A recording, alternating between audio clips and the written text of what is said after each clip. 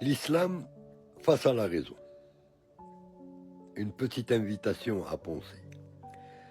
Lorsqu'on me demande de parler de l'islam d'une manière rationnelle et convaincante, surtout pour des personnes qui se disent athées ou qui se sont éloignées de la foi, je pense qu'il faut d'abord commencer par une chose essentielle. Sortir du malentendu. Beaucoup de débats autour de la religion ne sont pas en réalité des débats sur la religion elle-même, mais sur les caricatures que l'on en fait. Beaucoup de gens rejettent Dieu, mais en réalité, ils rejettent l'image simplifiée ou déformée qu'on leur a présentée de Dieu. Ils rejettent une idée infantile de la religion, parfois héritée d'une éducation rigide, parfois construite par des discours médiatiques, parfois simplement par l'observation des contradictions humaines.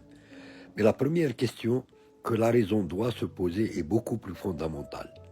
La question de Dieu n'est pas d'abord une question culturelle, c'est une question philosophique. Avant même de parler de l'islam, il faut poser une interrogation simple et universelle. Pourquoi existe-t-il quelque chose plutôt que rien? Cette question est la plus ancienne de la philosophie. Elle a traversé les civilisations, les savants, les croyants, les sceptiques. L'univers existe. Il n'est pas éternel au sens scientifique du terme, car même la cosmologie moderne affirme que l'univers a un commencement. L'idée du Big Bang. Cette idée que l'on accepte du Big Bang ou que l'on discute dans ses détails repose sur un principe clair. L'univers a eu un point d'origine. Or, la raison nous pousse à poser une question logique. Ce qui commence à exister a une cause. Rien dans notre expérience ne surgit du néant absolu. Si l'univers a commencé, il doit avoir une cause qui n'est pas elle-même contenue dans l'univers. Cette cause doit être indépendante du temps, de l'espace et de la matière, puisque ces trois dimensions apparaissent avec l'univers lui-même. Autrement dit, la raison nous conduit déjà vers l'idée d'une réalité transcendante. C'est là que commence la réflexion sur Dieu. Dans l'islam, Dieu n'est pas une figure mythologique, ni un personnage anthropomorphique. Dieu est défini comme l'être nécessaire, celui dont l'existence ne dépend de rien d'autre. Tout dans l'univers est contingent. Les étoiles naissent et meurent. Les civilisations apparaissent et disparaissent. Les êtres humains viennent au monde puis s'éteignent. Rien de ce que nous voyons n'est autosuffisant. L'islam affirme donc qu'il existe une réalité qui ne dépend de rien et dont tout dépend. Cette idée n'est pas irrationnelle. Elle est au contraire l'aboutissement d'un raisonnement métaphysique que l'on retrouve aussi chez de nombreux philosophes. Mais la question ne s'arrête pas là. Certains diront, d'accord, peut-être qu'il existe une cause première, mais pourquoi parler de Dieu, et encore moins de l'islam? C'est une question légitime, car l'existence d'une cause première n'implique pas obligatoirement et automatiquement une religion particulière. Pour comprendre pourquoi l'islam propose une réponse cohérente, il faut regarder deux éléments: la nature de l'univers et la nature de l'être humain. Lorsque nous observons l'univers, nous découvrons quelque chose de fascinant, un ordre extraordinairement précis. Les lois physiques sont réglées avec une finesse telle que si certaines constantes avaient été légèrement différentes, l'univers tel que nous le connaissons n'aurait pas permis l'existence de la matière complexe, encore moins de la vie. Ce phénomène est souvent appelé l'ajustement fin de l'univers. Cela ne prouve pas mécaniquement l'existence de Dieu, mais cela soulève une question sérieuse. Comment un univers aussi intelligible et structuré peut-il émerger d'un chaos absolu sans aucune intelligence derrière lui? La science décrit des mécanismes, mais elle ne répond pas toujours à la question du pourquoi ultime. Elle explique comment les choses fonctionnent, mais pas pourquoi elles existent, ni pourquoi elles sont intelligibles. Or, L'une des choses les plus étonnantes de notre univers est précisément qu'il peut être compris par l'esprit humain. L'être humain est capable de découvrir les lois de la nature, de formuler des équations, d'explorer l'espace, d'analyser la matière. Cette correspondance entre l'intelligence humaine et la structure rationnelle de l'univers est un mystère profond.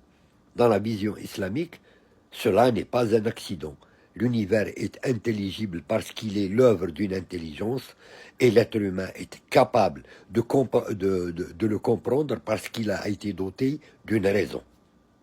Mais l'islam ne s'arrête pas à la cosmologie ou à la métaphysique. Il parle aussi de la dimension intérieure de l'homme. Chaque être humain, qu'il soit croyant ou non, porte en lui une question fondamentale sur le sens de l'existence. Pourquoi vivre? Pourquoi agir moralement? Pourquoi la justice nous semble-t-elle préférable à l'injustice? Si l'univers est purement matériel et si la conscience humaine est seulement un accident biologique, alors la morale elle-même devient relative. Le bien et le mal ne seraient que des conventions sociales. Pourtant, même les personnes qui affirment que tout est relatif ressentent profondément l'injustice lorsqu'elles en sont victimes. Cela signifie que la conscience morale n'est pas seulement un produit culturel. Elle semble inscrite dans la nature humaine. Dans la perspective islamique, cette conscience morale est ce que l'on appelle la fitra, la disposition naturelle de l'être humain à reconnaître certaines vérités fondamentales. Cela ne signifie pas que tout le monde devient automatiquement croyant, mais cela signifie que l'être humain porte en lui une orientation vers le sens, vers la justice, vers la transcendance. Alors pourquoi la révélation? Pourquoi le Coran? Si la raison peut déjà nous mener vers l'idée de Dieu, la révélation vient compléter ce que la raison ne peut pas déterminer seule. La raison peut reconnaître qu'il existe une cause première, mais elle ne peut pas savoir par elle-même si cette cause se soucie de l'humanité, si elle communique avec elle, ou quel est le sens ultime de la vie. C'est là que les traditions prophétiques entrent en jeu. L'islam affirme que Dieu n'a pas laissé l'humanité sans guidance. À travers l'histoire, des prophètes ont été envoyés pour rappeler les principes fondamentaux, l'unicité de Dieu, la responsabilité morale de l'être humain et l'idée que la vie terrestre n'est pas la fin de l'existence. Dans cette perspective, l'islam ne se présente pas comme une rupture totale avec l'histoire religieuse, mais comme la continuité d'un message ancien qui traverse les civilisations. Pour une personne athée ou sceptique, il est important de comprendre que l'islam n'exige pas l'abandon de la raison, mais au contraire, le Coran invite constamment à réfléchir, à observer la nature, à méditer sur l'existence. Il pose des questions plutôt qu'il n'impose simplement des réponses. Il demande à l'homme de regarder le ciel, la terre, sa propre conscience. Cette invitation permanente à réfléchir est l'une des caractéristiques du texte coranique. Mais il y a aussi une dimension existentielle. Pourquoi? Il y a cette dimension existentielle et beaucoup de personnes s'éloignent de la religion, non parce qu'elles ont résolu la question de Dieu, mais parce qu'elles ont été déçues par des comportements humains, des institutions religieuses ou des interprétations rigides. Il est important de distinguer la foi elle-même de l'histoire, parfois imparfaite des croyants. Les erreurs des hommes ne sont pas forcément la réfutation du message. Au fond, parler de l'islam à quelqu'un qui doute n'est pas une question de victoire dans un débat. La foi n'est pas une démonstration mathématique.